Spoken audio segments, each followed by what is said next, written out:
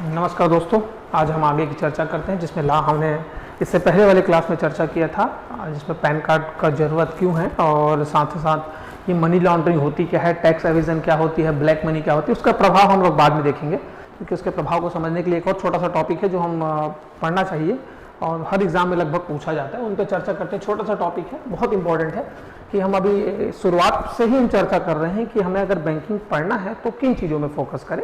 तो हमने चर्चा किया था, फिर अकाउंट देखा, फिर अकाउंट से हमने भाई उससे पहले अकाउंट में जाने से अच्छा है कि हम थोड़ी चीज़ें और पढ़ लें। जैसे कि हमने कहा कि आपके पॉकेट की जो चीज़ें हैं जिसको हम बैंकिंग या इकोनॉमी में यूज़ करते हैं उसको पहले देख लें, फिर हम आगे चलते हैं। जिसमें हमने पहला देखा कि बैंक में जो हम लोग वैल्यू एडेड सर्विस लेते हैं उसको हमने ATM जिनमें से एक है उसकी चर्चा किए, उससे क्या नफ़ा क्या नुकसान, क्यों रुपए कार्ड लॉन्च किया, रुपए का फुल फॉर्म। उसके बाद हमने पैन की चर्चा की। अब आगे बढ़ते हैं कि और कोई चीज़ है जो आज हर जगह, चाहे मैं हूँ, आप हो या कोई भी हो, अगर सरकार के कोई भी गवर्नमेंट के कोई भी बेनिफिट लेना है तो उसके लिए हमें कुछ ना कुछ बैंक में एक और डॉक्यूमेंट की सबमिशन जरूरी है और उसको आप सब जानते हो, आपके पॉकेट में भी होगा, आधार कार्ड।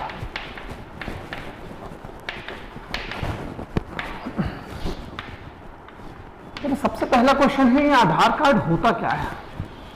इस क्वेश्चन को हम देखेंगे ही। सबसे पहला क्वेश्चन है कि आधार कार्ड, अब इसका पढ़ने की जरूरत क्यों है, इसका शायद हम जब चर्चा कर ले तो आखिरी में हमको समझ आए कि इसकी आखिर जरूरत क्यों पड़ेगी। तो आधार कार्ड पे चर्चा कर ले, फिर हम इसका स्कोप देखेंगे कि इसका पढ़ने की जरूरत क्यों है, क्योंकि हम लोग के नॉर्मली क्या है बिना स्कोप समझे पढ़ लेते हैं। तो इसका स्कोप में थोड़ी देर में चर्चा करता हूँ, इसका स्कोप क्या हो सकता है। ठीक है, तो आधार कार्ड, मेरा पहला क्वेश्चन है कि आधार कार्ड क्या है। बहुत लोगों को कहना है कि आधार कार्ड पे जब क्वेश्चन आते हैं बोलते हैं आधार कार्ड क्या है, तो वो एक यूनिक नंबर है। तो मेरा अगला क्वेश्चन होता है कि आधार कार्ड अगर यूनिक नंबर है तो बाकी चीजें क्या यूनिक नहीं होंगी। जैसे हम बात करें voter ID card, voter ID card में जो नंबर दिया जाता है, जो असाइन किया जाता है नंबर, क्या वो यूनिक नहीं होती होगी। हमारा वोटर आईडी कार्ड किसी दूसरे से मैच होगा? बिल्कुल नहीं। या कहीं और मैच होगा? बिल्कुल नहीं। हमें इवन अपने मार्कशीट में जो रोल नंबर है, अनुक्रमांक जिसको हम लोग कहते हैं रोल नंबर, वो अलॉट होता है, वो भी हम अगर हमारा है तो किसी और को वो अलॉट नहीं होगा, वो एक यूनिक है। तो हर जो नंबर असाइन होता है वो सब यूनिक होती है। चाहे मैं पैन कार्ड बोलूँ उसमें भी यूनिक नंबर होगा। तो यूनिक नंबर तो सब है, तो पैन कार्ड की क्या खास बात है, आधार कार्ड की क्या खास बात है, उनमें क्या अंतर है, आधार कार्ड आखिर इतना जरूरी क्यों है। तो कुछ क्वेश्चन देख ले पहले। आधार कार्ड बनाता कौन है, पहला क्वेश्चन। दूसरा, आधार कार्ड कितने डिजिट के होते हैं। तीसरा, आधार कार्ड जो भी संस्था बनाता है वो संस्था किस डिपार्टमेंट के अंदर चलती है। आधार कार्ड से एक क्वेश्चन कॉमन पूछा, बहुत बार पूछा गया है कि सबसे पहले भारत में किस व्यक्ति को कहां पे दिया गया है। साथ साथ आधार कार्ड के कुल कितने डिजिट के साथ साथ आधार कार्ड जो है कितने से कितने उम्र के लोगों को दिया जा सकता है। क्या ये किसी फॉरेनर को, सबसे इंपॉर्टेंट है, क्या किसी फॉरेनर को ये दिया जा सकता है, क्वेश्चन मार्क। भाई क्या किसी फॉरेनर को ये जारी किया जा सकता है, इसका टैगलाइन क्या है। कई बार टैगलाइन भी पूछ देता है, ये चालू कब हुआ, ये टैगलाइन ये कब बना, कौन से अगर जो भी संस्था बना वो कैसी संस्था है, कॉन्स्टिट्यूशनल है, एग्जीक्यूटिव है। हो सकता है क्वेश्चन दे कि इन कंसिडर फॉलोइंग स्टेटमेंट, और आपको इसके रिगार्डिंग 4-5 स्टेटमेंट दे देगा और पूछेगा इसके बारे में कि इसके ये है क्या, तब तो हमें गड़बड़ हो जाएगी। इसीलिए इनको पढ़ना जरूरी, इनसे कभी भी क्वेश्चन आता है। जैसे आप पूछे UIDAI के जो इसके जो बनाने वाले हैं, जिसको हम कहते हैं आधार कार्ड बनाने वाली संस्था का नाम है UIDAI, सबने सुना होगा। इसके चीफ का नाम है, इसके चीफ का नाम भी पूछता है, तो इसको बनाने वाली संस्था का नाम है UIDAI। एक क्वेश्चन है UIDAI की अभी हेड कौन है, एक और क्वेश्चन पूछता है हेड कौन है। मैं इनमें जाऊंगा, उससे पहले हम चर्चा करते हैं कि भाई इसको पढ़ने से पहले कौन बनाता है, क्या है। ठीक है, बनाता है, हमें मिल गई UIDAI। आधार कार्ड है क्या, तो सिंपल से क्वेश्चन था मेरा। तो इसके ये होता क्या है, तो इस पे भाई ये यूनिक नंबर, ठीक है, सभी नंबर यूनिक होती है। इसकी क्या खास बात है, इसमें किस तरह की इंफॉर्मेशन है, वो सबसे इंपॉर्टेंट पार्ट है कि इसमें किस तरह की इंफॉर्मेशन होती है। लाइक हम पैन कार्ड या दूसरी चीजें बनाते हैं, उसमें क्या खास बात है और इसमें क्या खास बात है। तो हम पैन कार्ड या दूसरे डॉक्यूमेंट्स की बात करते हैं तो वहां ध्यान देने वाली बात है, वहां पे हमारी सिर्फ पर्सनल इंफॉर्मेशन है। यहाँ पे हमारा दो तरह की इंफॉर्मेशन हम बात करते हैं, एक आपकी पर्सनल इंफॉर्मेशन और दूसरा होता है आपका बायोमेट्रिक इंफॉर्मेशन। आपने देखा होगा जब बनाया होगा तो आपका तो ठीक है, पर्सनल इंफॉर्मेशन मतलब एड्रेस हो गया, फादर नेम हो गया, मदर नेम हो गया, ये सब चीजें होती है।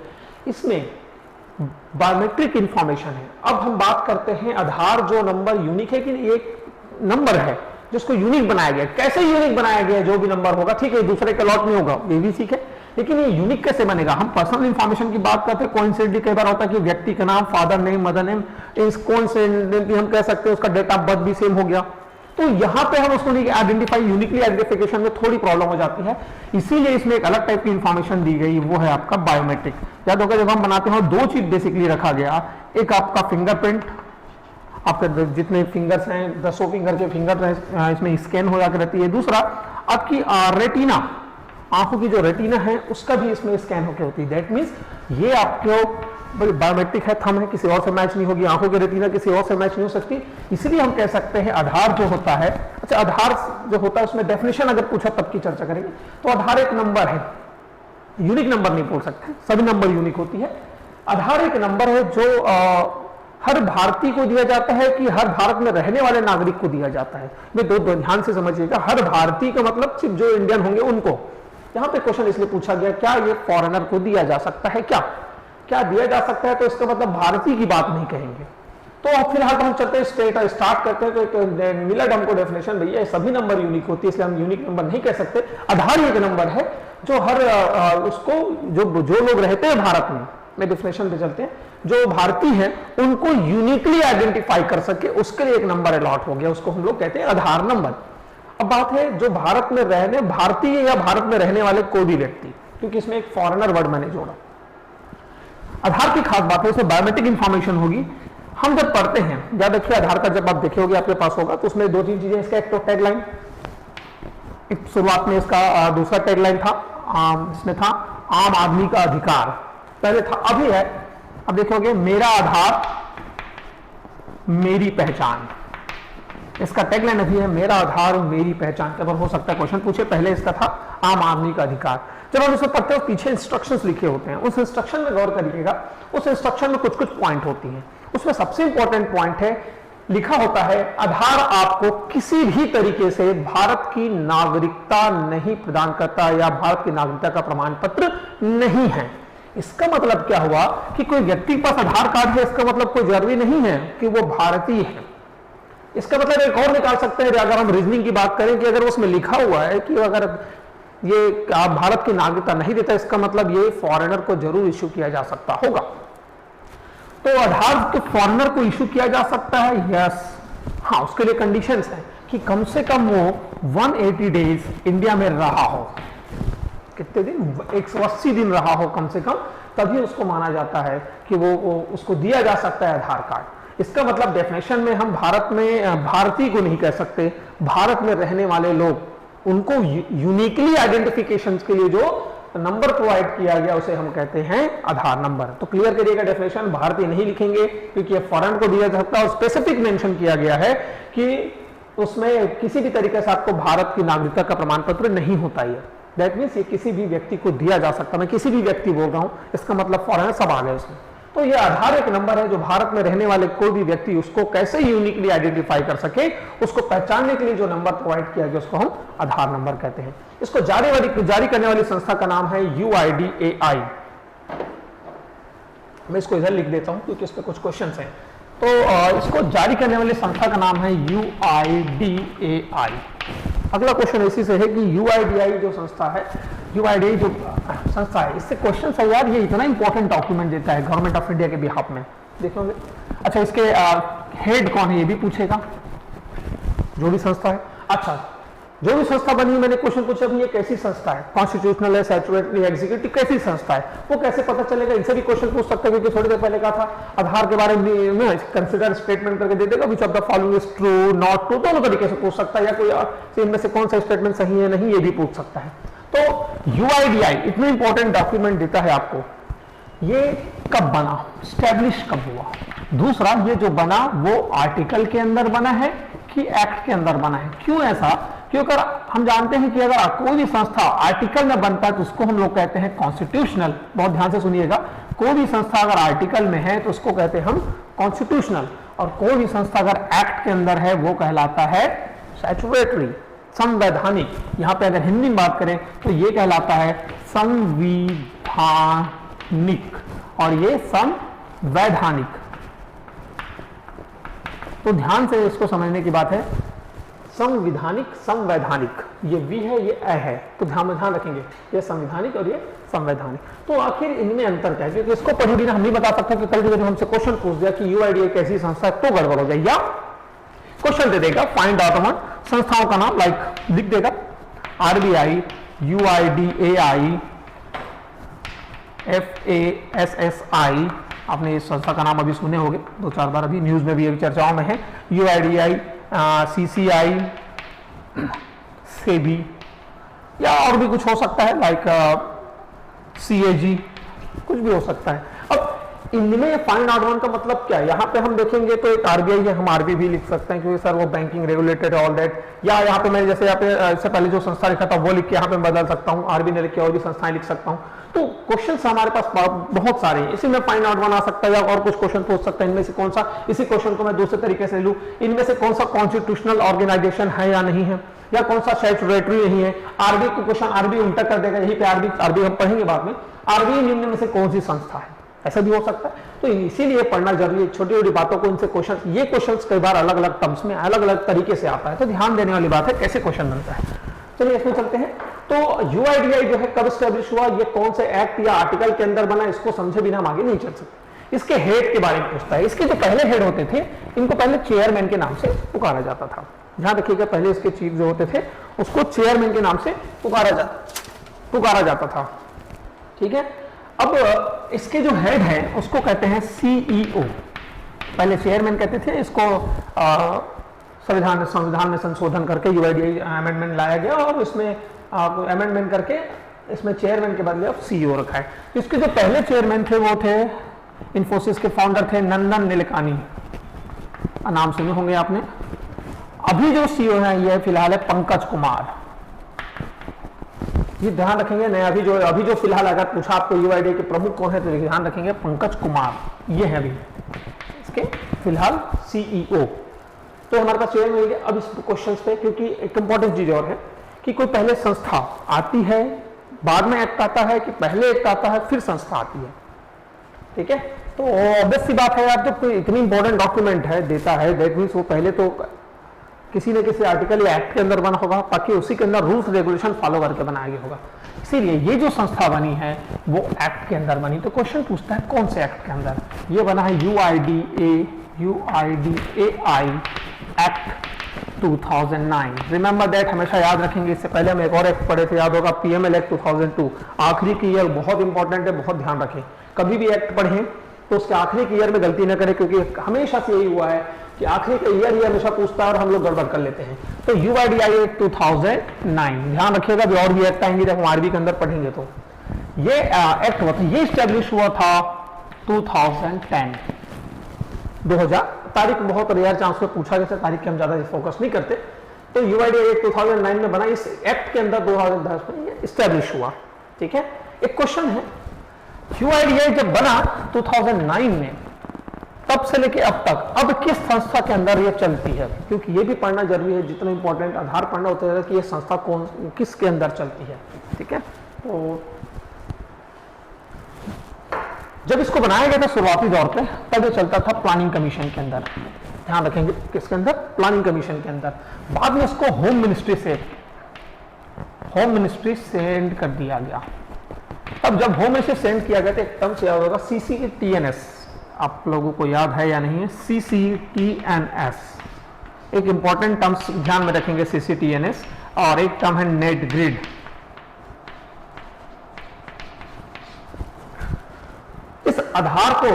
इस आधार का बहुत ही इंपॉर्टेंट यूज बहुत जगह होने लग गई, खासकर इंटेलिजेंस ब्यूरो। आप लोग इंटेलिजेंस ब्यूरो के कुछ नाम सुने होंगे, लाइक मेरे ख्याल से आप लोग ज्यादा CBI, IB, इनके चीफ याद हैं आप लोगों को, अगर नहीं है तो याद कर लीजिए, कई बार पूछा जाता है, ठीक है। इंटेलिजेंस ब्यूरो, CBI, NIA और कुछ जो आप लोग को याद हो, बस आपके पास इतने ही होंगे। अगला देख लीजिए, SFIO, एक इंपॉर्टेंट ऑर्गेनाइजेशन जिसके बारे में लोग इग्नोर करते हैं। एक है ED, इन्फोर्समेंट डायरेक्टरेट, एक ये भी इंटेलिजेंस हमारा पास है। एक भारत का इंटरनल स्पाई एजेंसी, भारत का एक्सटर्नल स्पाई एजेंसी, दोनों में ध्यान रखेंगे, भारत का internal spy agency intelligence bureau, Bharat का एक्सटर्नल रॉ, जिस तरह भारत का आपने सुना होगा, एक बार कंपेयर पूछता है, जैसे भारत का रॉ है, उसी तरह पाकिस्तान का एक्सटर्नल आईएसआई, उसी तरह यूएस का एक्सटर्नल सीआईए, उसका इंटरनल, जैसे भारत का इंटेलिजेंस ब्यूरो उसका इंटरनल एफबीआई। तो बहुत सारे क्वेश्चन है कि अगर पूछता है ये इंटेलिजेंस ब्यूरो किस देश का है, तो हमको इनको भी पढ़ना। मैं आखिर ये इंटेलिजेंस ब्यूरो की चर्चा क्यों कर रहा हूं, क्योंकि इसके साथ साथ हमें कुछ यहां से इन दोनों चीज को रिलेशन है, इसलिए crime and criminal tracking network system, मैं रिपीट करूंगा फिर से, फुल फॉर्म ध्यान से सुनेंगे, इसका बहुत इंपॉर्टेंट है, बहुत सारी संस्थाएं याद होगा, आप लोग कभी मूवी थिएटर में गए होंगे तो सीसीटीएनएस को लेकर कई बार विज्ञापन आए, आपने ध्यान ही नहीं दिया होगा, इसका विज्ञापन कई बार आपने मूवी देखते समय इसका विज्ञापन देखे होंगे। CCTNS, crime and criminal tracking network system, ये एक सिस्टम बनाया गया था सन 2008 में, प्रपोज किया गया था ऐसा बनाया जाएगा। आते आते 2012 में ऐसा कुछ करने की कोशिश किया गया, बहुत सारी ऑब्लिगेशंस आई, बहुत सारी दिक्कतें आई, इसलिए इसको होल्ड में कुछ जगह बाद में इंप्लीमेंट होना शुरू हुआ। सीसीटीएनएस की बात अगर हम करें, इसका कहना था कि भारत में कोई भी व्यक्ति किसी भी तरीके का क्रिमिनल रिकॉर्ड हो वो पब्लिक डोमेन में रहे। पब्लिक डोमेन मतलब जनता के सामने रहे, कभी किसी के बारे में जानना हो तो यहां से देख ले, या कभी आपको जैसे आपने ऑनलाइन एफआईआर क्यों पॉसिबल हुआ, वो इस वजह से हुआ। तो अब इसका कहानी उससे क्या संबंध है, तो भारत में जो कभी आपको किसी का बायोमेट्रिक इन्फॉर्म मान लो जानकारी मिल गई और आप मान लीजिए उस व्यक्ति ने आधार बनाया होगा, तो बायोमेट्रिक से इसी तरीके से पता चल जाएगा कौन व्यक्ति था, क्या था। Net grid, national intelligence grid, बहुत इंपॉर्टेंट टर्म्स है नेट ग्रिड।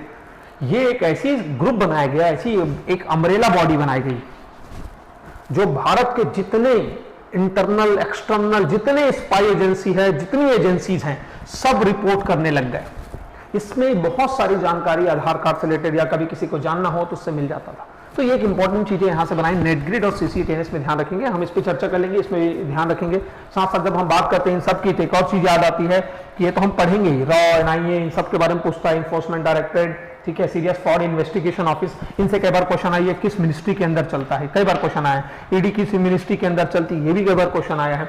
इसके साथ साथ भारत में जो पैरामिलिट्री फोर्स है, मिलिट्री फोर्स आप जानते हैं, मिलिट्री फोर्सेस में आपके 3 भाग हैं, आर्मी, नेवी और एयर फोर्स। इनके तो हेड आप सबको याद होंगे, नहीं हो तो कर लीजिएगा, बहुत इंपॉर्टेंट है, इनसे कभी भी क्वेश्चन पूछते हैं। साथ साथ भारत के जितने पैरामिलिट्री फोर्स हैं, ये भी क्वेश्चन है जब आप क्लास में होते हैं, और यहाँ पे तो हम आपसे पूछते हैं, फिलहाल तो ऑनलाइन क्लास है तो पॉसिबल नहीं है। यहाँ पे जितने पैरामिलिट्री फोर्स है, आपका नाम आप लोगों को ध्यान में आ रहा होता हो, जैसे CRPF, CISF, BSF और भी बहुत सारी, ITBP, तो इनके भी डायरेक्टर जनरल जो डीजी होते हैं उनका नाम पढ़ना बड़ा जरूरी है। इनके एयर चीफ मार्शल, ठीक है, एडमिरल, ठीक है, जनरल, इनके नाम बिल्कुल याद रखिए, इनसे क्वेश्चन हमेशा आया है, बना के रख लीजिए सिस्टमैटिक तरीके से अभी से। और खासकर जब आप नाम लिखें तो एक चीज और ध्यान रखें, नाम तो आप पेंसिल से लिखें, क्योंकि आपको भविष्य में जब बदल जाए या आप पेंसिल से लिख के आप जब नया अपडेट कर पाए, इसलिए इसको पेंसिल से लिखें। बहुत इंपॉर्टेंट चीजें होती हैं, इनसे क्वेश्चन अभी से पढ़ना शुरू करिए, कभी भी क्वेश्चन आता है।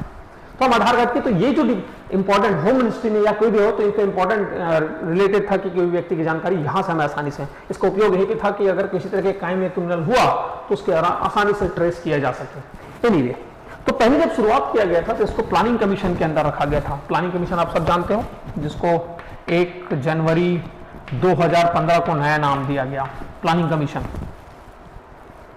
पुराना नाम प्लानिंग कमीशन का 1 जनवरी 2015, इसका नया नाम दिया गया नीति आयोग। इसकी चर्चा हम बाद में करेंगे जब आपको 5 ईयर प्लान पढ़ाया जाएगा। ठीक, नीति आयोग, इसके फुल फॉर्म बहुत पूछता है, तो ध्यान रखेंगे। प्लानिंग कमीशन कब बना? ये बना था 15 मार्च, ये भी बता देता हूँ, 15 मार्च 1950 को, ध्यान में रखेंगे। 15 मार्च 1950 को प्लानिंग कमीशन बना था। ये प्लानिंग कमीशन को रिनेम किया गया 1 जनवरी 2015। क्यों रिनेम किया गया, क्या ऑब्जेक्टिव है, क्यों ऐसा हुआ, बाद में चर्चा करेंगे। फिलहाल नीति का full form national institution for, ध्यान रखिएगा, नेशनल इंस्टीट्यूशन फॉर, ऑफ नहीं, इन नहीं, ऑन नहीं, ध्यान रखेंगे। फुल फॉर्म में ऑफ और इन बड़े इंपॉर्टेंट होते हैं। National institution for transforming India, एक नया संस्था बनाया गया। तो खैर ये तो नया है, इसके आप लोग कभी सुने होंगे, इसके चेयरमैन का नाम, वाइस चेयरमैन का नाम, वाइस चेयरमैन। अभी इसमें एक नया डेजिग्नेशन सुने होंगे, CEO। अभी फिलहाल इसका है चेयरमैन तो हमेशा पीएम ही होते हैं, प्राइम मिनिस्टर जो सिटिंग प्राइम मिनिस्टर होते हैं। वाइस चेयरमैन का नाम राजीव कुमार, और सीईओ का नाम आप सबको पता होगा, पहले वो डीपीआईआई चीफ थे, बाद में वो चले गए सीईओ। इसके एक नया डेजिग्नेशन, पहले नीति आयोग में ऐसा नहीं था, चेयरमैन वाइस चेयरमैन होते थे, इसमें नया डेजिग्नेशन जोड़ा गया सीईओ। अभी इसके सीईओ है अमिताभ कांत। ध्यान रखेंगे नाम कि अगर नीति आयोग है, चाहे नीति आयोग हो चाहे प्लानिंग कमीशन हो, दोनों के जो पहले चेयरमैन होते थे, हेड होते थे, पीएम सिटिंग पीएम होते थे, वाइस चेयरमैन कुछ भी हो सकते थे। तो इनसे बहुत सारे क्वेश्चन होते थे कि भारत में पहला वाइस चेयरमैन कौन, इससे भी बहुत सारे क्वेश्चन निकल सकता है। अगर हम पढ़ने डायमेंशन को थोड़ा बदलें तो एक और क्वेश्चन हो सकता है, नीति आयोग या प्लानिंग कमीशन के वाइस चेयरमैन के नाम, और उसमें लिख देगा ऐसे व्यक्ति का नाम जो वाइस चेयरमैन नहीं सिर्फ चेयरमैन हो, या हो सकता है जो चेयरमैन वाइस चेयरमैन होने के बाद में आपका चेयरमैन बना। चेयरमैन बना मतलब वो भारत के प्रधानमंत्री बने, जो नीति आयोग के वाइस चेयरमैन, जैसे डॉक्टर मनमोहन सिंह। डॉक्टर मनमोहन सिंह जो है वो नीति आयोग प्लानिंग कमीशन के जो वाइस चेयरमैन रहे, बाद में वो प्रधानमंत्री बने, मतलब चेयरमैन बने। इसलिए छोटी छोटी बातों को पढ़ने डायमेंशन ऐसा मत पढ़िए कि आप बुक में जो लिखा है पढ़ लें, अपने डायरेक्शन बदलिए कि और क्या क्वेश्चन निकल सकता है। तो इससे पहले वाइस चेयरमैन का नाम ये भी पूछ सकता है, ठीक है, नन्ना लाल गुलजारी, वो तो बहुत सारे क्वेश्चन निकल के आते हैं, ध्यान से रखिएगा। जब इसको बाद में इसको शिफ्ट किया गया प्लानिंग कमीशन, फिर होम मिनिस्ट्री, बाद में इसको दिया गया information technology, ministry of information technology and electronics. याद होगा इसे कौन है भी मिनिस्टर, नहीं तो ढूंढ के रखिए। अगला काम आपका एक और, कि जितने भारत में कैबिनेट मिनिस्टर हैं सबकी मिनिस्ट्री वाइज नाम लिख के रखेंगे कि भारत में कौन फाइनेंस, उसके पास कॉर्पोरेट मिनिस्ट्री है या कॉमर्स मिनिस्ट्री है, कौन फॉरेन एक्सटर्नल मिनिस्टर है, कौन होम मिनिस्टर है, पूरी लिस्ट बना के रखिए। इनसे भी क्वेश्चंस आते हैं। तो होम मिनिस्टर कौन है तो सबको पता है, डिफेंस मिनिस्टर कौन है वो भी पता है। यहाँ पे छोटे छोटे मिनिस्ट्री में गलती कर जाते हैं, जब यही मिसलेनियस क्वेश्चन जब पूछता है तो हमसे नहीं बनता है। जैसे मिनिस्ट्री की एक अलग लिस्ट बनाए, क्योंकि इसमें भी रीशफल होते रहता है, इसलिए आप लोग बिल्कुल पेंसिल से लिखिएगा। बहुत कौन सा डेट पे हुआ है ये भी ध्यान से लिखेंगे, क्योंकि बदलता है तो कभी याद नहीं होता, क्योंकि क्वेश्चन बनता है। इस व्यक्ति जो आया है आपका जो है रविशंकर प्रसाद, मान लीजिए लिखा हुआ है रविशंकर प्रसाद, अगर आईटी मिनिस्ट्री में है तो इससे पहले इन्होंने किस व्यक्ति के बदले आए हैं, ये भी क्वेश्चन बन सकता है। तो बहुत सारे बदलाव होते रहते हैं, ध्यान से आप पढ़िएगा। तो अभी फिलहाल ये है ministry of information technology and electronics, या ministry of electronics and information technology. तो ऐसा दोनों में से कुछ भी पढ़ सकते हैं, कोई इशू नहीं, बस मिनिस्ट्री बहुत अच्छे से याद रखिएगा। अभी ये मिनिस्ट्री, इसलिए जब आप लोगों में देखें, जब आप पढ़ें, वेबसाइट खोलें, अगर तो है ना UID जस्ट नीचे लिखते हैं अंडर मिनिस्ट्री ऑफ दैट, इसलिए पढ़ना जरूरी है। तो अभी तक हमारी चर्चा हुई कि आधार कार्ड क्या है। आधार कार्ड पे ध्यान रखें, एक यूनिक नंबर नहीं होता, एक नंबर होता है जो भारत में जितने लोग हैं, भारत में रहने वाले जो भी व्यक्ति हैं, उनको यूनिकली आइडेंटिफिकेशन के लिए प्रोवाइड किया नंबर को आधार नंबर कहते हैं। ये किसी भी फॉरेनर को दिया जा सकता है, कोई इशू नहीं है। कंडीशन है कम से कम वो 180 डेज भारत में हो, इसलिए आधार कार्ड के पीछे टैगलाइन हम देखा, पहले देखा है इसका टैगलाइन था मेरा आधार मेरी पहचान। क्या सही है? क्योंकि क्वेश्चन ऐसे लिखा रहेगा, मेरा आधार मेरी पहचान, या मेरा आधार मेरा अधिकार, कुछ भी हो सकता है। ध्यान रखेंगे, मेरा आधार मेरी पहचान। तो ये सब अलग अलग टाइप के क्वेश्चंस निकलते हैं। तो यहाँ तक हो गया, एक्ट हो गया, स्टैब्लिशमेंट हो गया। इसके बाद अभी जो चीफ कौन है, पंकज कुमार, पहले इसके चेयरमैन होते थे, अभी सीईओ है। इसमें आपने बहुत सारी लिस्ट देखा।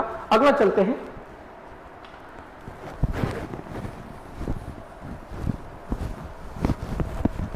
आधार कार्ड जो होती है वो, अच्छा इसका आंसर एक और चीज क्वेश्चन भूल गया, ये एक्ट के अंदर है तो कभी आपसे पूछा, ध्यान से, मैं क्या बोला था, अगर कोई संस्था आर्टिकल के अंदर हो तो वो कॉन्स्टिट्यूशनल है, अगर वो एक्ट के अंदर है तो वो स्टैट्यूटरी है। दैट मींस ये कैसी संस्था है, स्टैट्यूटरी है। ध्यान से, संवैधानिक है, संविधानिक नहीं है, ध्यान रखेंगे, क्वेश्चन बनता है। तो एक और क्वेश्चन की ओर चलते हैं। आधार कार्ड कितने से कितने उम्र के लोगों को दिया जाता है? आधार कार्ड जो दिया जाता है, जितने से जितने उम्र के लोग दिया जाता है, उसके हिसाब से कौन से कलर का होता है। आधार कार्ड को जो याद होगा 2012 के बाद जब हम आधार कार्ड इतना यूज होने लग गया, तो याद होगा 2015 में एक घटना हुई थी कि एयरटेल जो कि एक टेलीकॉम कंपनी था, हम आज इसके आगे और कहानी सुनाऊंगा तो आपको जो स्टोरी ही बोलूंगा, जब हम आगे टॉपिक पढ़ेंगे तो उसमें एक टर्म निकलेगा। एयरटेल की बात करते हैं, टेलीकॉम कंपनी है। टेलीकॉम कंपनी के साथ साथ एक और इंपॉर्टेंट चीज है, वो एयरटेल को एक लाइसेंस मिला हुआ था, वो था पेमेंट बैंक। याद होगा स्मॉल बैंक पेमेंट बैंक, जिसको हम बाद में चर्चा करेंगे। इसने क्या किया, ये आधार कार्ड के जो व्यक्ति आधार कार्ड या देके जब वो सिम लेता था तो करता क्या था, डिफॉल्ट वो एयरटेल पेमेंट बैंक में अकाउंट खोल लेता था बिना कस्टमर के नॉलेज के।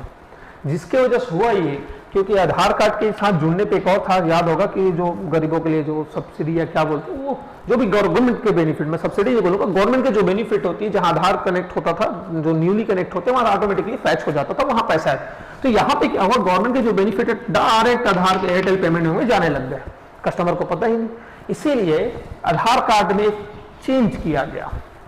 चेंज क्या किया गया कि आधार कार्ड जो जितने डिजिट के होते हैं, याद होगा कितने डिजिट के होते हैं आपका, 12 डिजिट के होते हैं। अल्फा न्यूमेरिक होते हैं कि न्यूमेरिक होते हैं, भी क्वेश्चन बन सकता है। आधार जो होते हैं 12 डिजिट के होते हैं। ये जो 12 डिजिट के नंबर फिजिकली ना देके, इसके बदले गवर्नमेंट ने कहा कि आधार अब फिजिकली नहीं दिया जाएगा, आप इसके लिए वीआईडी देंगे। अब क्वेश्चन ये है कि आधार तो 12 डिजिट के थे, वीआईडी कितने डिजिट का है। वीआईडी मतलब वो एक्चुअल आधार नंबर नहीं देगा, वो एक वर्चुअल आईडी नंबर देगा जो कि 16 डिजिट के है। रिमेंबर दैट, वर्चुअल आईडी जो है 16 डिजिट के। तो फिजिकली ना देखे वर्चुअल आईडी का एक कॉन्सेप्ट रखा गया ताकि इसका मिसयूज, जैसे एयरटेल, इसलिए इसका फाइन लगाया गया। 3-4 महीने इसमें नया सिम देना बंद हो गया था। यही रीजन था एयरटेल के बीच में बंद होने का, कि उससे नया सिम नहीं दे पा रहा था वो, क्योंकि उस पर 1 करोड़ का फाइन भी लगाया था यूआईडीआई ने। तो वीआईडी वर्चुअल आईडी जो 16 डिजिट के अलॉट करना शुरू किया, ना कि एक्चुअल फिजिकल उसको नंबर देना था। एक और क्वेश्चन है कि 0 to ब्लैंक ईयर्स के जो बच्चे होते हैं, अब 0 to ब्लैंक ईयर इसलिए बोलो क्योंकि हो सकता है 5 लिखे, हो सकता है 8 लिखे, हो सकता है 10 लिखे। क्वेश्चन पूछ देगा कि कितने से कितने उम्र के जो बच्चे होते हैं उनके बायोमेट्रिक लेना कंपलसरी नहीं है।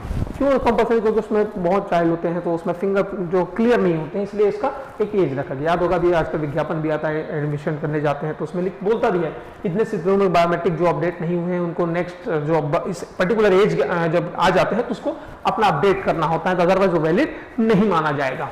तो 0 to 5 ईयर के बच्चों के लिए आधार कार्ड बिना बायोमेट्रिक के होती है। और दैट मीन्स जो हम लोग आधार कार्ड पर जो कहते हैं बायोमेट्रिक होती है वो 0 up from 6 to up till life लिख देते हैं, जब तक आप जीवित है तब तक। तो 0 to 5 ईयर के बच्चों का बायोमेट्रिक अपडेट नहीं होता। तो क्वेश्चन है इनका जो आधार कार्ड बनता है कौन से कलर का, और हम लोगों का जो बनता है मतलब 5 to above, 5 के बाद जो है उनके कौन से कलर का आधार कार्ड बनता है। अब सोचिए इतने बारीक से क्वेश्चन हैं, अगर इसमें ध्यान न दिया और कंसिडर फॉलोइंग स्टेटमेंट, कितने से कितने उम्र बच्चों का आधार कार्ड कौन से कलर का होता है, इस कलर का आधार कार्ड कितने कितने बच्चों, इतने से इतने बच्चों का कौन से कलर का होता है, इससे बड़े हैं तो क्या, कितने तक बायोमेट्रिक अपडेट कराना जरूरी है। ठीक है, इसके आधार कार्ड के जो चीफ होते हैं उसको क्या कहते हैं, चेयरमैन, एमडी, सीईओ, या और भी लिख देगा कुछ भी, इसके पहले कौन थे, ये कौन से एक्ट के अंदर, इतने सारे क्वेश्चन हैं। ठीक है, तो ये 0 to 5 ईयर के जो बच्चों को आधार कार्ड बनाते हैं वो व्हाइट कलर का होता है, और इसका होता है ब्लू कलर का। ध्यान रखेंगे, क्वेश्चन के बाद पूछ चुका है, 0 to 5 ईयर का व्हाइट कलर का होता है, और एबव 5 जो होते हैं उनको बायोमेट्रिक कंपलसरी उनका ब्लू कलर का होता है। इनसे भी क्वेश्चन है। वर्चुअल आईडी कितने डिजिट के होते हैं, उनसे भी क्वेश्चन है। ठीक है, तो वर्चुअल आईडी 16 डिजिट के 0 to 5 ईयर के बच्चों का व्हाइट कलर का कार्ड होता है, और उसके एबव जो होती है वो ब्लू कलर का कार्ड होता है। आधार कार्ड भारत में सबसे पहली बार किस व्यक्ति को दिया गया, ये क्वेश्चन कई बार पूछा है। ये कौन से मिनिस्ट्री वाला याद रखेंगे बहुत ध्यान से, 4-5 क्वेश्चन जो पूछता है। एक और क्वेश्चन है, ये 4-5 क्वेश्चन में रिपीट कर दूं, ये इसका कौन से एक्ट के अंदर, ये कब बना, पहला भारत में किसको दिया गया, कौन से मिनिस्ट्री के अंदर चलता है, ये 4-5 ऐसे हैं जिनसे हमेशा क्वेश्चन पूछा है। कब बना हमें पता है, 2010 में बना। ठीक है, ये कितने डिजिट का, ये भी पता चल गया, 12 डिजिट का होता है। इसका हेड ऑफिस, हेड का तो ये बनाता हो गया, हेड हो गया हेड ऑफिस। ये कई बार पूछा है, ये है न्यू दिल्ली पे, इससे कई बार क्वेश्चन पूछा, न्यू दिल्ली पे इसका है। ठीक है, एक क्वेश्चन आता है इसको सबसे पहले, जो सबसे इंपॉर्टेंट है कि भारत में सबसे पहली बार किस व्यक्ति को दिया गया, कब दिया गया और कहां दिया गया। ठीक है। तो भारत में सबसे पहली बार ये दिया गया था। इसको याद रखने का बढ़िया तरीका है, जो भी नाम है ना, चाहे जगह का नाम हो चाहे व्यक्ति का नाम हो, सब मेटेलिक नाम है, सोना चांदी तांबा इस तरह का। इसका नाम है रंजना, रजत रंजना, सरनेम है सोनवानी, रजत सोना सोनवानी, नाम एकदम बढ़िया याद हो गया होगा, ठीक है, रंजना सोनवानी। जगह का नाम है तांबोली,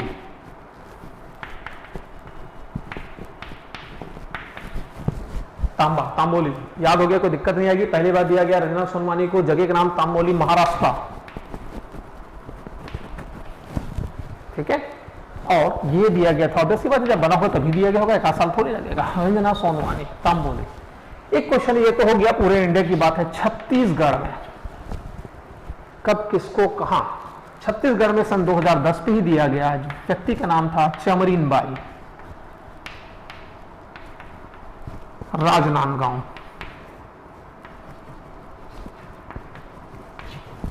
ठीक है, ध्यान रहेगा नाम। छत्तीसगढ़ में 2010 चमरीन बाई, ये भी याद रहेगा, यूनिक नाम है चमरीन बाई, राजनांदगांव में दिया गया था। तो ये है आधार कार्ड के कुछ क्वेश्चन, इनसे पूछे जाते हैं, कब बना, क्या बना, कौन से एक्ट के अंदर है, ठीक है। सबसे पहले किस व्यक्ति को दिया गया, वर्चुअल आईडी कितने डिजिट की होती है, ठीक है, कितने से कितने बच्चों को क्या जाता है, क्या फॉरेनर को दिया जा सकता है, बोले हाँ जी बिल्कुल दिया जा सकता है, कि उसमें कहीं नहीं लिखा है कि आपको भारत की नागरिकता दिया जाता है या नहीं दिया जाता है। तो ये आधार कार्ड का छोटा सा टॉपिक जिनसे क्वेश्चन पूछे जाते हैं। आधार कार्ड अभी खत्म नहीं हुआ है, अभी अब शुरू होगा असली इसका, क्योंकि इसके बाद जो स्टोरी है वो सबसे इंपॉर्टेंट है। आधार, इसको आगे जाने से पहले कुछ चीजों पे, तथ्यों पे थोड़ी डिस्कशन कर ले, फिर आगे बढ़े। आज चाहे स्कॉलरशिप हो, चाहे देखिए स्कॉलरशिप आज अगर आप एनालाइज करिएगा, जो भी स्कॉलरशिप्स होती है या गवर्नमेंट, मनरेगा सुने होंगे आप लोग, नहीं सुने तो मैं लिख दूं एक बार, बहुतों को ध्यान नहीं रहता।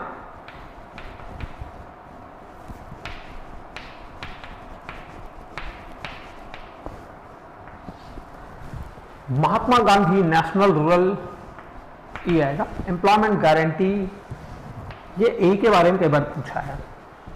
Act, Mahatma Gandhi national rural employment guarantee act, ये जो इनके जो मेहनताना होता है, जो इनके वेजेस होते हैं, याद होगा भी, देखिए मनरेगा के थ्रू गवर्नमेंट ने, जब लॉकडाउन हुआ है तो मनरेगा के थ्रू गवर्नमेंट ने बहुत सारे एम्प्लॉयमेंट, छत्तीसगढ़ देखोगे टॉप में आए हैं, सबसे टॉप में आए हैं एम्प्लॉयमेंट जनरेशन में, खासकर मनरेगा में।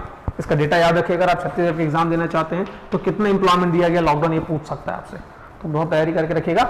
मनरेगा, इसका पुराना नाम अभी हम चर्चा नहीं करेंगे, जो स्कीम पढ़ेंगे तब चर्चा करेंगे इसका पुराना नाम क्या था।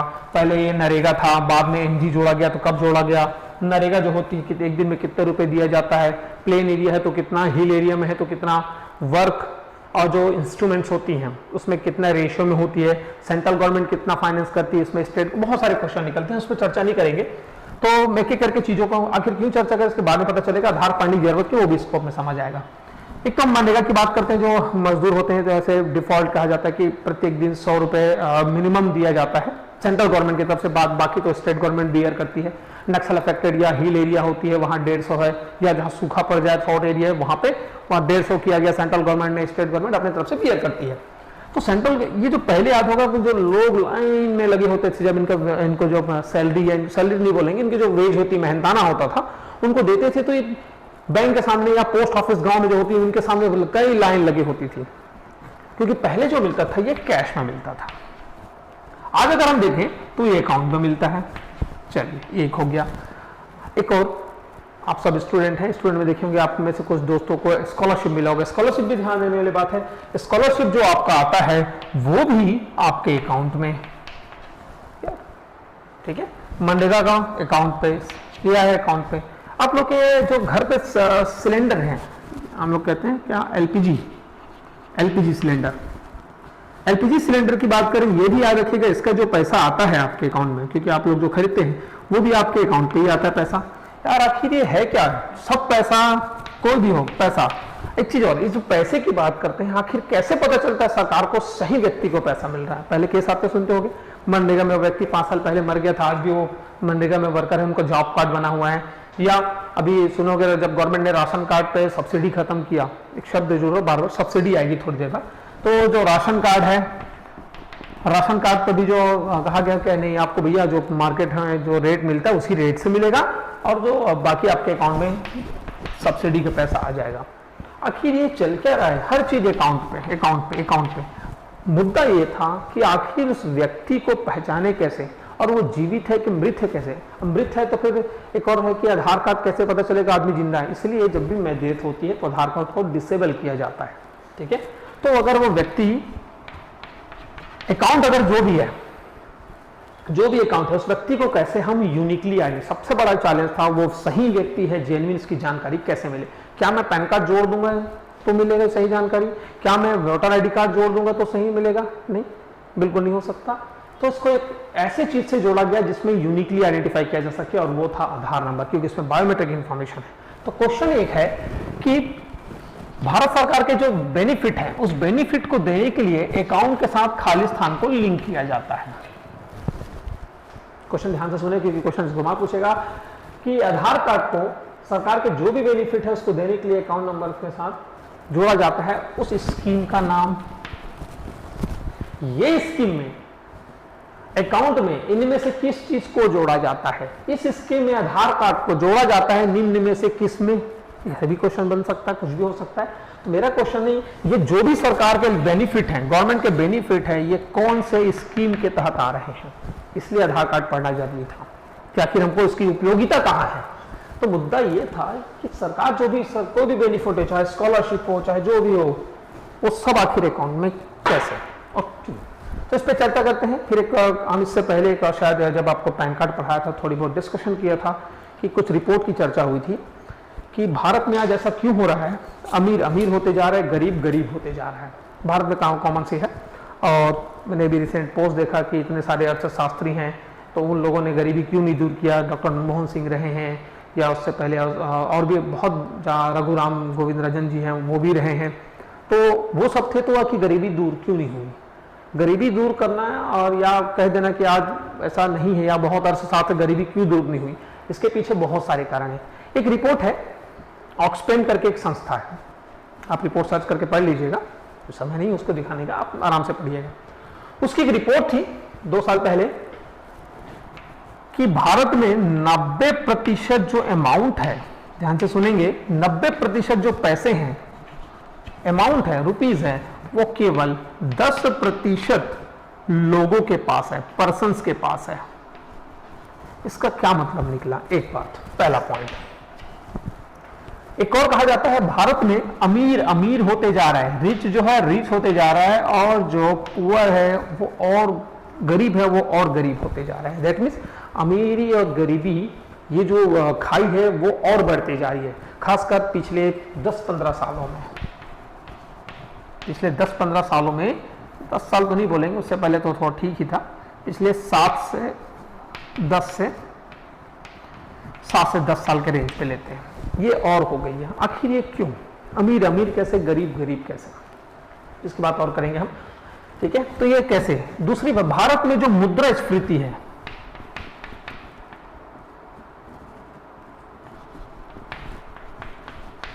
भारत में जो मुद्रास्फीति है जिसको हम लोग कहते हैं इन्फ्लेशन, इसका सबसे बड़ा कारण क्या है। 2-3 क्वेश्चन हमारे सामने हैं, इन पे चर्चा करेंगे, फिर हम आगे जाके पढ़ पाएंगे आधार कार्ड का। तो मेरा पहला पॉइंट था कि भाई भारत में कहते हैं कि 90% जो पैसे हैं वो सिर्फ 10% लोगों के पास है।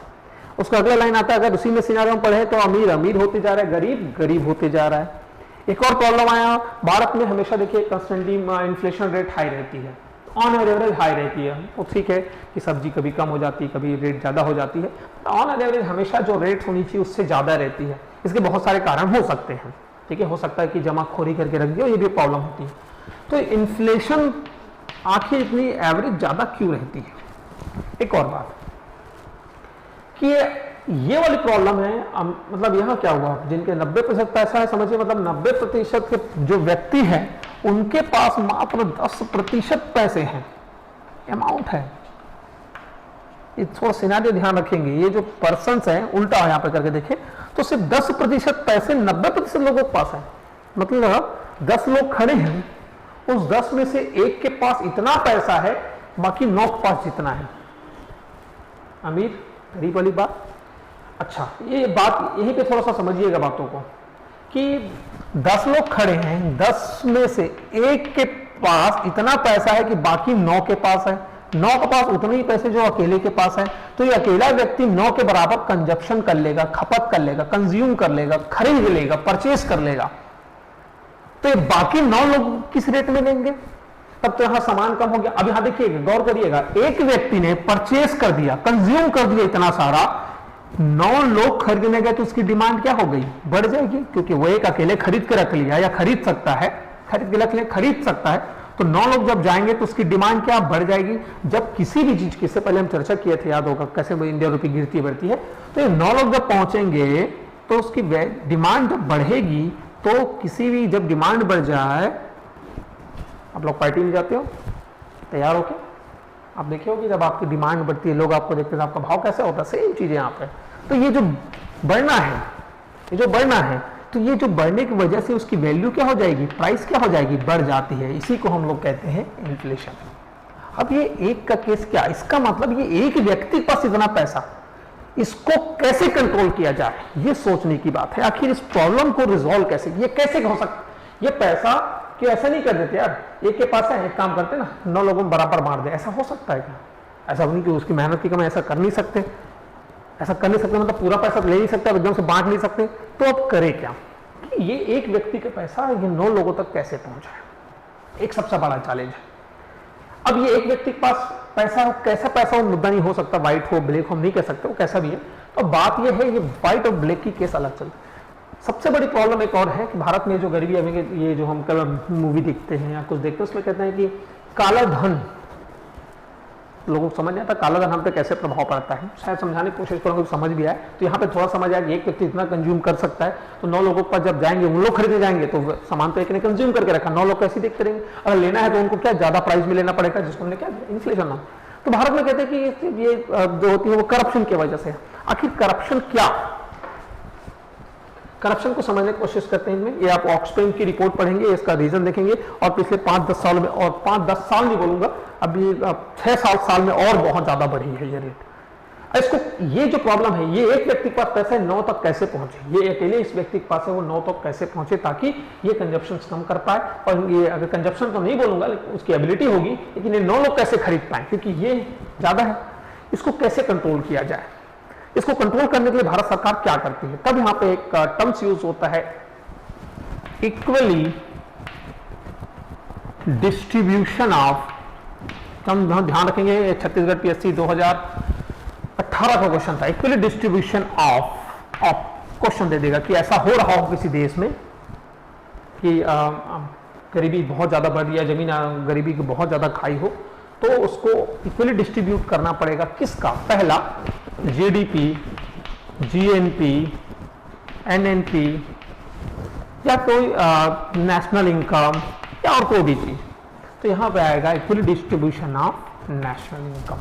राष्ट्रीय आय की इक्वली डिस्ट्रीब्यूशन बहुत जरूरी है इस प्रॉब्लम को डील करने के लिए। बात ये प्रॉब्लम डील कैसे होगी, इक्वली डिस्ट्रीब्यूट कैसे करता है गवर्नमेंट, तो यहां पे आता है टैक्स,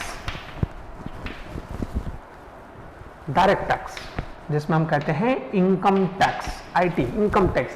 तो इसीलिए भारत में अलग अलग टैक्स वर्ग स्लैब बनाया गया कि जो ज्यादा पैसा कमाता है उनसे ज्यादा टैक्स लेके, अब वो पैसा जाता कहाँ है, गवर्नमेंट की रिवेन्यू, ऑब्वियस सी बात है, गवर्नमेंट की रिवेन्यू में कलेक्ट होगी, गवर्नमेंट की रिवेन्यू, तो गवर्नमेंट की रिवेन्यू कलेक्ट होगी, तो गवर्नमेंट जो टैक्स कलेक्ट करता है, वो टैक्स कलेक्शन का करता क्या है, ये काम करता है समाज के वेलफेयर में लगाता है, बहुत सारे इंफ्रास्ट्रक्चर। अब बोलोगे सर इससे डायरेक्ट गरीबों को पैसा क्यों देते हैं, डायरेक्ट गरीबी को, अगर अभी जो हमने चर्चा की थी इससे पहले, गरीबी क्यों नहीं दूर कर देते, इसका छोटा सा तरीका बता दूं, अगर सबको पास था, ठीक है, सरकार सबको पैसा दे देगी, लेट्स अज्यूम, हमारे दिमाग में रहता है कि सबकी गरीबी क्यों नहीं दूर करती है।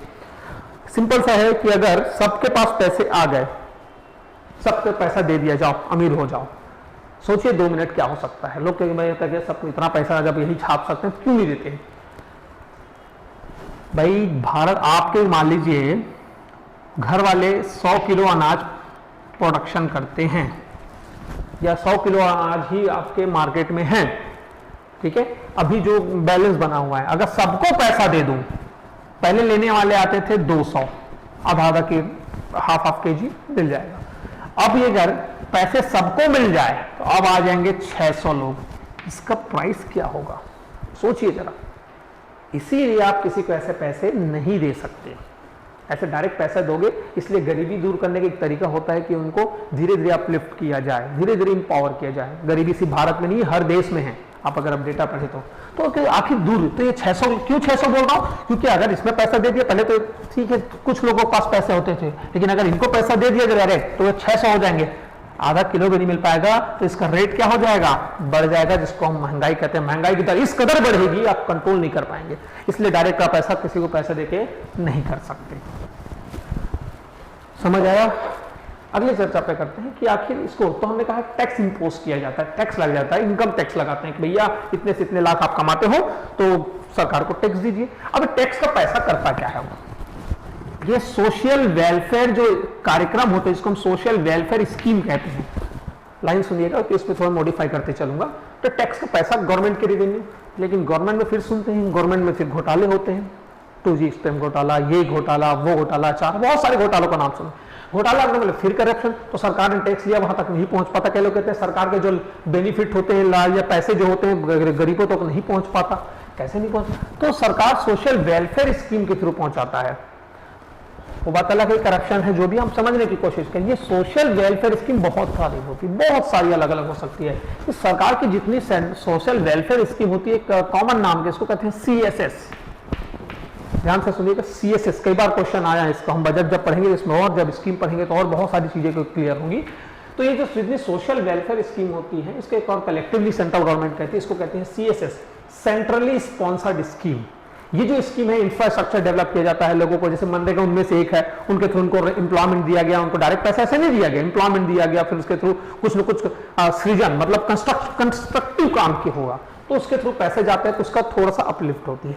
अब मुद्दा ये है, क्या मनरेगा के सुने होंगे, जब अकाउंट पे नहीं आता था तो वो मनरेगा 5 साल पहले आदमी मर गया, फिर अभी भी वो मनरेगा में काम कर रहा है, या राशन कार्ड कई साल पहले मर गया आदमी, आज भी उनके नाम से राशन कार्ड है, तो कहीं ना कहीं ये पैसे आते कहाँ से। तो ये जो ये जो प्रॉब्लम है उसको देखते हैं कि क्या क्या रिजॉल्व हो सकता है। तो क्लियर है कि इसको कैसे डिस्ट्रीब्यूट, ये एक का कैसे डिस्ट्रीब्यूट, टैक्स कलेक्ट करके, ताकि किसका इक्वली डिस्ट्रीब्यूशन किया जा सके। क्वेश्चन आज ध्यान रखिएगा, नेशनल इनकम ऐसा करने के लिए, जो ये गरीबी और अमीरी खाई पाटने के लिए equally distribution of national income is must. बात यह है, सरकार इससे बहुत परेशान था, ये घोटालों से, क्योंकि गरीब तक के जो पैसे, सिंपल सा एग्जांपल है, मान लीजिए गवर्नमेंट ने 100 रुपए रिलीज किया, सेंट्रल गवर्नमेंट की, गरीब के पास जो पूरा पैसा नहीं है 100 रुपए पहुंचे, ये एक्चुअल डेटा ऐसा पहुंचना चाहिए कि सरकार ने दिया, ठीक है। तो यहाँ पे गौर करने आते हैं, कंसर्न मिनिस्ट्री कहता है कि नहीं भैया 10% मेरा, थोड़ा सीक्वेंस समझिएगा, 10% मेरा, मैं 100 रुपए मान के चल रहा हूँ, 10% इसके पास चला गया, मतलब बचा कितना, 90। जैसे राज्य सरकार के पास, स्टेट गवर्नमेंट का जो मिनिस्ट्री वो कहता है 7% मेरा, 83। जैसे राज्य से जिला पंचायत जाता है बोलता है 5% मेरा, 5 और कम कर लीजिए, 78। जैसे ये जनपद पंचायत पहुंचता है 3% मेरा, जैसे ये ग्राम पंचायत पहुंचता है 2% पंचायत, समझ रहे होंगे, ये कई जगह होते हैं, कई जगह ऐसा नहीं है, मैं जो बोल रहा हूँ सही है, लेकिन ऐसा फ्लो है, होता है, ये मिनिस्ट्री वो मिनिस्ट्री, ये उसको खा गया, ये तो 75, अब ये 2%, तो ये हो गया 73। मतलब 100 रुपए पहुंचना चाहिए था, पहुंच रहा है 100 के बदले कितना, 73। मैं थोड़ा सा वैल्यू बड़ा कर दूं, 100 करोड़, अब थोड़ा बड़ा फिगर दिखे, 100 करोड़ जनता के पास पहुंचनी चाहिए था। अच्छा, ये जो पैसे खाए हैं, ये 10 करोड़, 7 करोड़, 5 करोड़, 3 करोड़, ये छोटे से अमाउंट पे तो बहुत पैसे होते हैं। ये जो लोग होते हैं, ये जिनकी बात कर रहा हूं मैं, ये जिनके पास इतना प्रतिशत पैसे पहुंचे हैं, क्या ये गरीब है कि ये अमीर है? इनके पास क्या पैसे नहीं होते? होते हैं। मतलब हुआ क्या, ये तो पैसे हो गए और इनको दिखा नहीं सकते, नहीं दिखा सकते, मतलब इसमें टैक्स पे भी नहीं होगा, तो ये जो पैसे हैं, तो अमीर क्या हो गया, अमीर हो गया। 100 रुपए पहुंचा था, गरीब के पास पहुंचा कितना, 73। अमीर के पास जितना पैसा था और पैसा, तो अमीर अमीर हो गया, गरीब गरीब हो गया। ये जो प्रॉब्लम है, ठीक है, तो अमीर अमीर हो गया, गरीब गरीब हो गया, इसी में लाइन बना। क्यों हुआ, करप्शन। ये जो करप्शन वर्ड यूज हुआ, यहां पे मैं एक और वर्ड यूज कर दूं, क्या ये इनका सोर्स ऑफ इनकम ये कहीं बताएंगे? बिल्कुल नहीं बताएंगे। सोर्स ऑफ इनकम ना बताना क्या हुआ, इससे पहले मैंने 3 डेफिनेशन दिया था, एक बार रिकॉल करिएगा। सोर्स ऑफ इनकम की जानकारी गवर्नमेंट ऑफिशियल से छुपाना, उस एक्टिविटी को हमने कहा था मनी लॉन्ड्रिंग। मनी लॉन्ड्रिंग कर गया, देखो कि जो भी केस लगता है मनी लॉन्ड्रिंग का केस लगता है अंडर, आपको एक्ट में बाद में बोलूंगा, मनी लॉन्ड्रिंग कभी भी एक्ट जब केस लगता है कौन से एक्ट के अंदर, एक्ट में हम चर्चा करेंगे बाद में। तो ये जो अपने सोर्स ऑफ इनकम नहीं बताया, इसमें टैक्स पे नहीं किया तो टैक्स एविजन, कर चोरी, और जो पैसा रखा है गवर्नमेंट ऑफिसर से छुपा कर रखा है, मनी लॉन्ड्रिंग हो गया, कर टैक्स पे नहीं किया तो कैसे मनी, ब्लैक मनी। तो ये अमीर अमीर कैसे हुआ, गरीब गरीब कैसे हुआ, काला धन, ब्लैक मनी।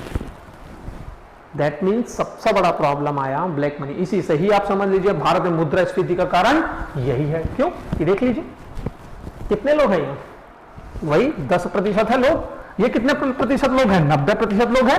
ये 10% के पास पैसे, तो उनका तो कोई रिकॉर्ड नहीं है, कैश में खरीदेंगे, डिमांड बढ़ जाएगी। इनके पास ऑलरेडी बेचारे गरीब हैं, अपने सर्वाइव के लिए देखेंगे, ये खरीदने जाएंगे तो उसका रेट क्या हो जाएगा, बढ़ जाएगा। तो ये भारत में मुद्रास्फीति का सबसे बड़ा कारण है ब्लैक मनी, करप्शन जिसको हम कहते हैं। इसलिए अमीर अमीर होते जा रहे हैं, गरीब गरीब होते जा रहा है, ये कारण है। इसलिए भारत में मुद्रास्फीति का कारण सबसे बड़ा कारण है ब्लैक मनी। अब इस चेन को कैसे तोड़े, सबसे बड़ा मुद्दा था इस चेन को कैसे तोड़ा जाए। तब 2012 जस्ट ये एनडीए गवर्नमेंट आने से पहले, एनडीए मतलब नेशनल डेमोक्रेटिक अलायंस, जिसमें अभी इसके जो हेड हैं जिसको हम कहते हैं नरेंद्र मोदी जी, हमारे जो प्राइम मिनिस्टर अभी हैं Narendra Modi, NDA government. Just इसके पहले भारत सरकार ने कोशिश किया कि यार ये जो पैसे हैं इसको बीच में जो मीडिएटर्स हैं उनको खत्म किया जाए और डायरेक्ट लोगों का जो पैसा है वो सीधे उनके पास पहुंचेगा कैसे, कैसे पहचानोगे वही है। इसको प्रॉब्लम को रिजॉल्व करने से कहा गया उनके अकाउंट में डायरेक्ट डाला जाए, ये जो कैश है डायरेक्ट उनके अकाउंट में ट्रांसफर कर दिया जाए। लाइन सुनिएगा, ये जो कैश है वो डायरेक्ट